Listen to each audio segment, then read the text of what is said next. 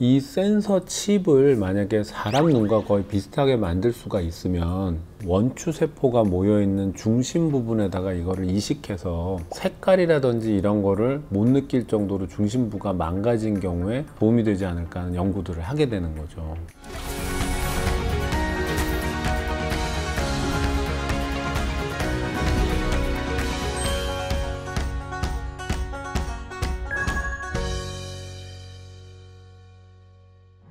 색감이 좋고 패션을 잘하는 사람, 왜 이렇게 너는 옷을 골라도 저렇게 인민군 군복 색깔 같은 것만 고르니? 하고 말하게 되는 사람, 혹시 색감의 차이가 눈에서도 연관이 되어 있지 않나 라는 거 있습니다.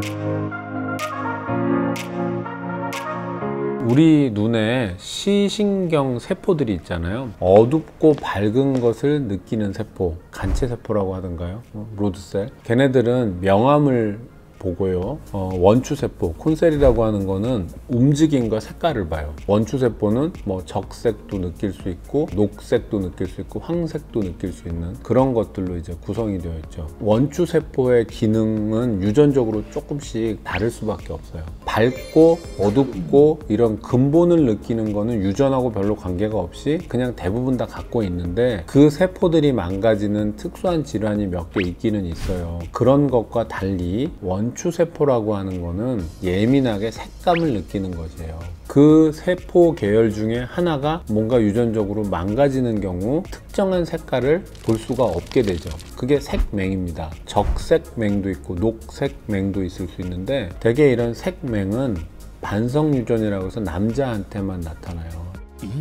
사실 색맹은 그냥 금방 알잖아요. 근데 이제 색약도 있어요. 색약은 섞여 있는 색깔에서의 구별, 그게 어려운 거죠. 이시아라 차트던가요? 신체 검사할 때 숫자 넘기는 거 있잖아요. 얼룩덜룩한 무늬 안에 36, 18, 뭐 23 뭐 이렇게 적혀 있는 거. 그거는 녹색과 뭐 황색, 청색과 뭐 적색 사이에 섞여 있을 때 숫자를 읽을 수 없는 사람들이 가끔 있는데, 그 색약을 찾는 거죠. 그런 거는 사람마다 똑같진 않을 거 아닙니까? 그러니까 색감을 느끼는 느낌은 능력치가 다를 거예요. 그래서 색에 대해서 되게 예민한 사람도 있고 은근히 둔한 사람도 있는 겁니다. 제 나름대로 옷을 골랐다고 할 때는 보색 이런 거는 잘 할 줄 모르고 곤색, 회색 이런 식으로 그냥 일관성 있는 한 가지 계열로만 쭉 입죠. 색을 느끼는 원추세포의 예민도가 떨어져서가 아닐까, 저는 이제 그런 생각을 하고요.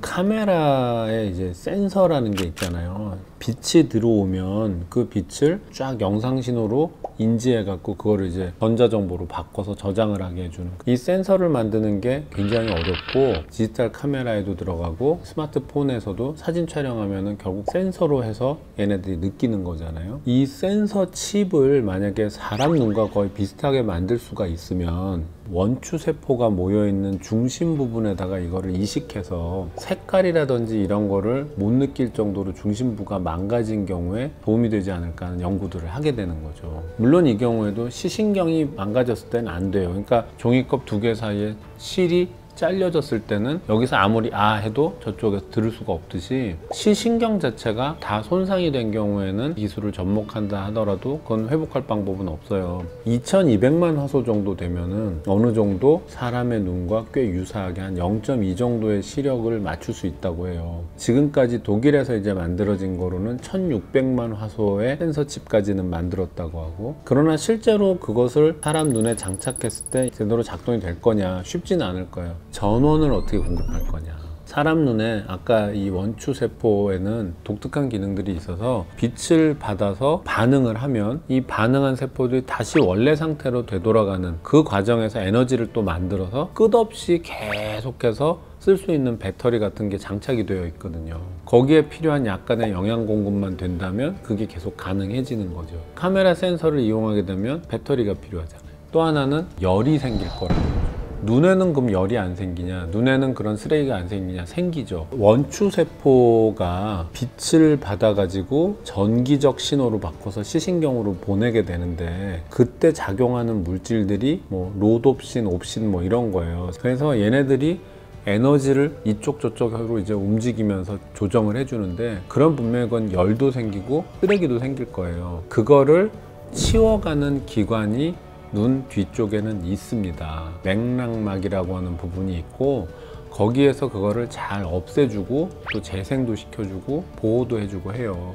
근데 만약에 칩으로 만들어서 넣는다 했을 때 빛을 느끼는 부분 정도까지는 분명히 만들 수 있을 텐데, 거기에 에너지를 공급하고 동시에 발열 같은 거나 쓰레기를 치워주는 것까지도 과연 다 할 수 있을까? 그거는 무슨 3나노 기술이 발전한다고 해서 쉽지는 않을 거다. 그러니까 현실적으로 쉽지 않을 거라고 보여지고, 그래서 IT 칩을 개발하는 것보다는 이 황반 변성이나 이런 것을 좀 덜 손상되도록 하는 여러 가지 치료제, 이미 망가진 것들을 회복시키기 위해서 도움이 되는 줄기세포, 이런 쪽으로 자꾸 연구를 하게 되는 거죠. 전자눈이라든지 이런 것들은 사실 한계가 있어서 현실성이 좀 떨어지는 기술이라고 생각은 됩니다.